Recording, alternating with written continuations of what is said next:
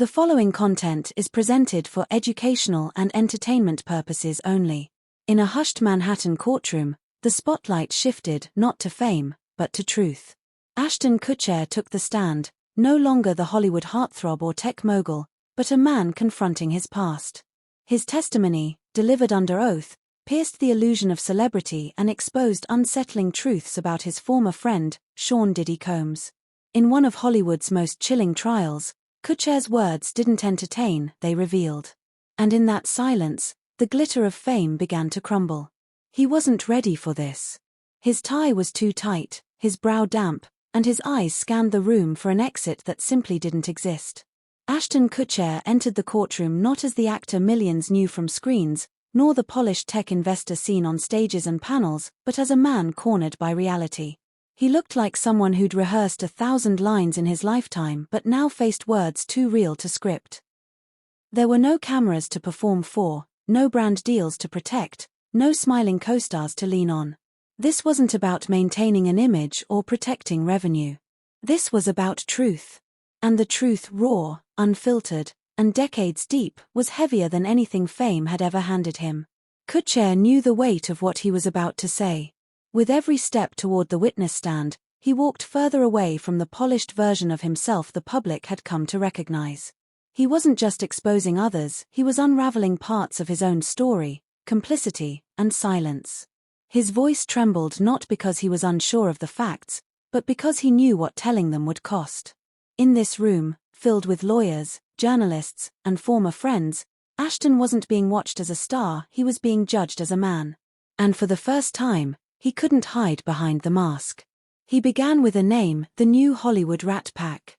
It had the ring of something glamorous, rebellious, headline-ready. A clever echo of Sinatra's old crew, reimagined for a generation obsessed with celebrity and power. But behind that slick branding were four familiar names: Ashton Kutcher, Sean Diddy Combs, Danny Masterson, and Wilmer Valderrama. To the world, they were the faces of modern Hollywood, charming, successful, untouchable. They partied in mansions and on yachts, launched ventures that merged entertainment with tech, and graced magazine covers as icons of a new era. But beneath the curated lifestyle and business bravado, something darker began to take root, something Kutcher could no longer ignore.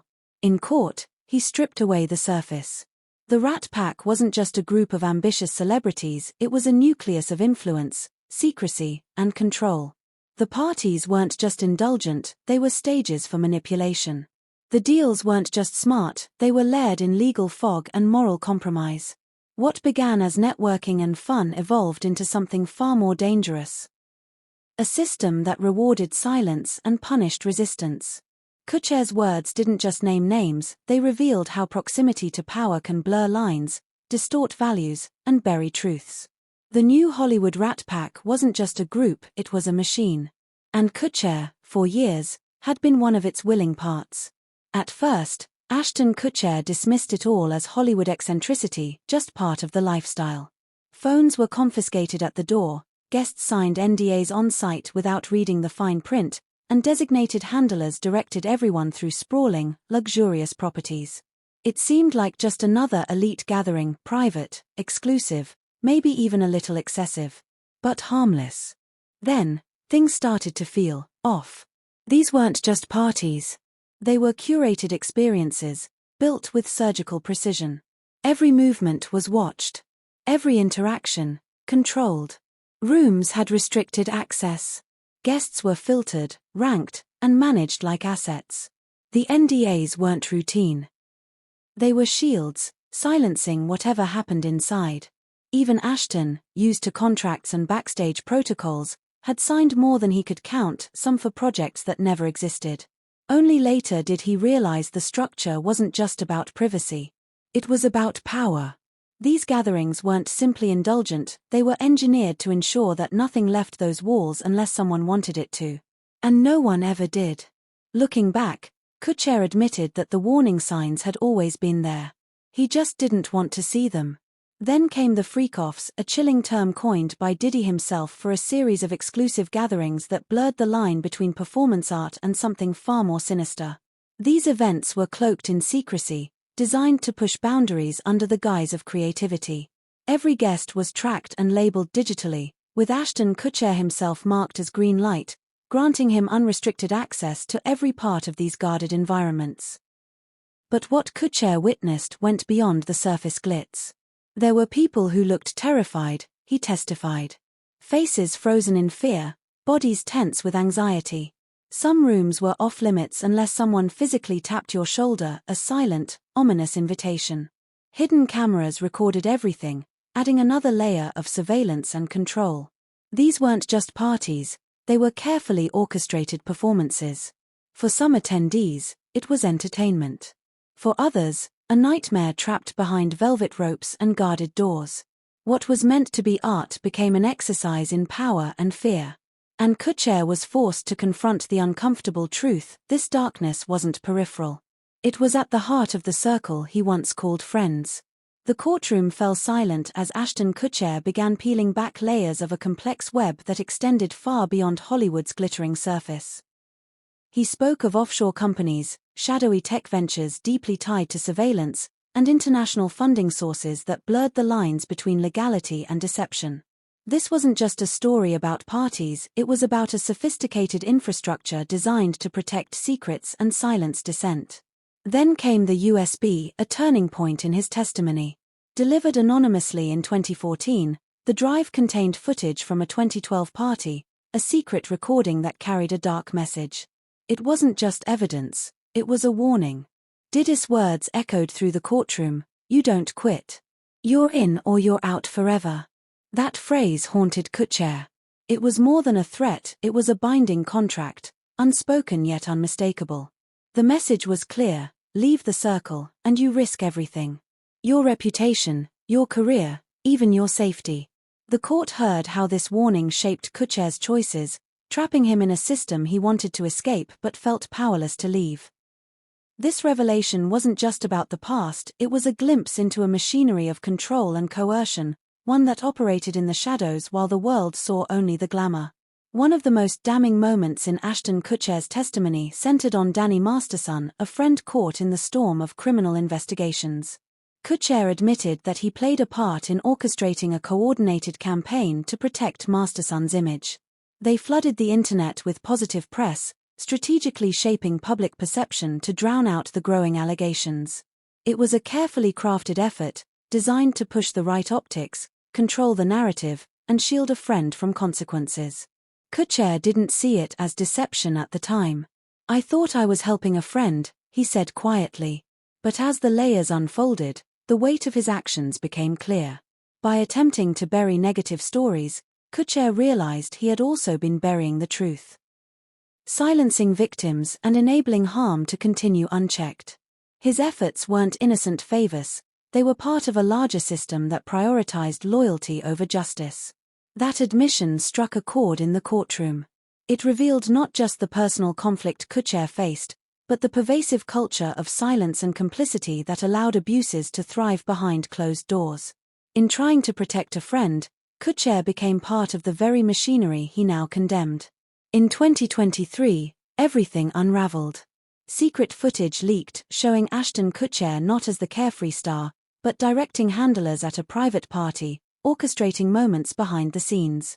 The carefully maintained facade cracked wide open. Brand deals that once flowed effortlessly suddenly vanished. Investments he had worked hard to build dissolved almost overnight. What had been whispers behind closed doors erupted into public scrutiny. Headlines questioned his integrity, friends distanced themselves, and the spotlight shifted from his work to his mistakes. The fallout wasn't just professional, it became deeply personal. His wife, Mila Kunis, had begged him years earlier to walk away from the circle, from the toxic web he was caught in. But he hadn't listened. Now, the consequences were undeniable. The world saw the cracks in the image, and the man behind it struggled to hold on to what remained. This moment marked a turning point not just for Kutcher's career, but for his life. The cost of silence and loyalty had come due, and there was no hiding from it anymore. Ashton Kutcher's testimony revealed a hidden layer of Hollywood's dark machinery, the so-called cleanup crew. This wasn't just one fixer or a single problem solver. It was a sprawling, well-oiled system designed to erase scandals before they ever saw the light of day. Private medics stood ready to manage emergencies discreetly. Drivers whisked people away under the cover of darkness. PR agents spun carefully crafted narratives. Legal teams swooped in to silence voices and bury evidence. Together, they worked tirelessly overnight, ensuring that any hint of trouble vanished without a trace. Kutcher recounted a chilling incident from 2015 during an overseas event. A guest suffered a medical emergency. By morning, the entire room where the crisis had unfolded was gutted, wiped clean, and redecorated with mirrored glass as if nothing had happened. No paper trail, no questions asked, just perfect, unsettling silence. This system was more than damage control, it was a mechanism of control, ensuring that the powerful remained untouchable and the truth stayed hidden. And for years, Kutcher was part of this shadow network, a witness to its ruthless efficiency and chilling effectiveness. By 2021, Ashton Kutcher knew he had to break free. He began quietly dismantling his ties. Shutting down LLCs, deleting countless photos, and scrubbing his social media accounts in an attempt to erase the past. He wanted to walk away, to leave the circle behind for good. But in a world built on secrets, someone always kept the receipts. The following year, in 2022, the chilling reality hit closer to home. His wife, Mila Kunis, received a photograph, not just any photo, but one of her and their children. Alongside it came a legal excerpt from a contract she had never seen before. It wasn't a threat, it was something more unsettling, a clear reminder that leaving the circle didn't guarantee freedom. No matter how much Ashton tried to distance himself, the reach of that world extended beyond him, touching those he loved most. It was a stark message. The circle wasn't just about power or fame. It was a web of control that trapped even those who thought they could escape. And in that moment, the cost of leaving became painfully clear. Exhausted from years of pretending, Ashton Kutcher finally made a choice to speak out. Standing before the court, he confessed, "The longer I stayed silent, the more I resembled them." Those words carried the weight of deep regret and a painful self-awareness. He began reaching out to victims, writing letters, not seeking forgiveness, but acknowledging the truth of what he had witnessed and, more painfully, what he failed to stop. It was a personal reckoning, a moment of owning up to the consequences of his silence. Reflecting on his past, Ashton admitted, "I should have left in 2005. When I watched those doors close behind me at those gatherings, I should have run." The image of those closing doors symbolized a point of no return, a moment he now sees as the turning point where he lost his way. His testimony was more than a confession. It was a call to confront the culture of silence and complicity, and a reminder that sometimes, the hardest thing is to walk away. For Ashton, speaking out was the first step toward breaking free from a shadow he'd carried for far too long. His final words in the courtroom were raw, unrehearsed, stripped of any Hollywood polish. Looking directly at the judge, Ashton Kutcher offered everything he had: names, documents, emails, any piece of the puzzle that could help uncover the truth. "I won't resist," he said quietly but firmly. "I've spent enough time defending the wrong people." The room fell into a heavy silence, as if the air itself had thickened. Every eye was fixed on him, hanging on those simple yet powerful words. Even Sean "Diddy" Combs, who had been stoic throughout the trial, sat motionless, the weight of Kutcher's testimony settling over him. In that moment, the courtroom wasn't just a stage for legal battles or celebrity drama, it became a place where facades crumbled and truths demanded to be faced. Ashton's willingness to speak out, to lay bare years of complicity, shifted the entire atmosphere. It was a turning point, one that marked not just the fall of an empire, but the fragile hope of accountability. Outside the courtroom, the world watched closely. Opinions were divided. Some saw Ashton Kutcher as a man finally seeking redemption, trying to make amends for years of silence. Others viewed his testimony as damage control, a calculated move to protect what little remained of his reputation. But regardless of perspective, one truth was undeniable: the celebrity machine had cracked wide open. Beneath the filters, the carefully crafted brand deals, and the glossy photos meant to dazzle and distract, something far more raw had been exposed. Something dangerous. Something real. 4 years, the glamour had masked a darker reality, but now the facade was falling apart.